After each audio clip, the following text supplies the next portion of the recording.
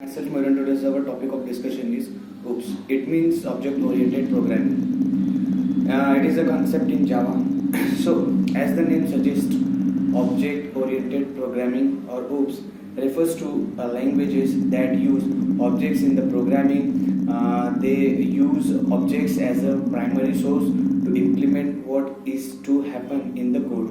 Objects are seen by the viewer or the user, performing tasks assigned by you. Object oriented programming aims to implement real world entities like inheritance, hiding, polymorphism, etc. in the programming.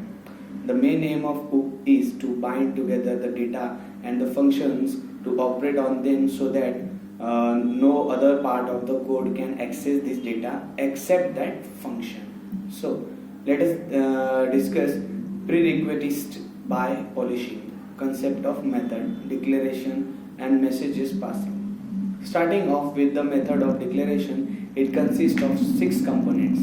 First is access modifier. Access modifier defines that the access type of the method, that is from where it can be accessed in your application.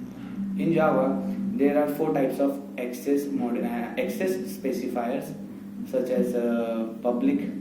Public means accessible in all classes in your application. Next one is protected.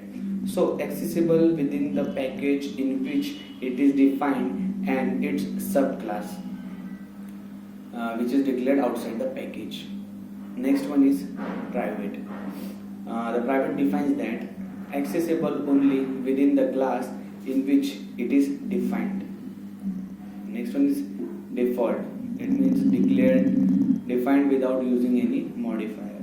It is accessible within the same class and package within which its class is defined. The return type.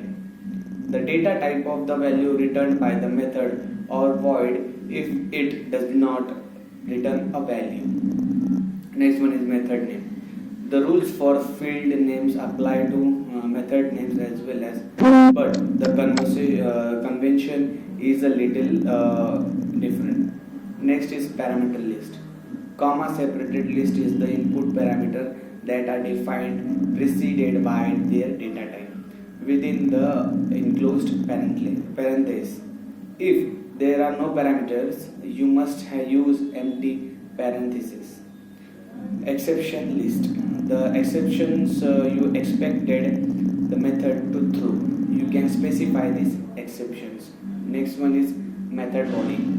It is the block of code enclosed between the braces that you need to execute the perform your intended operations. Okay, thank you.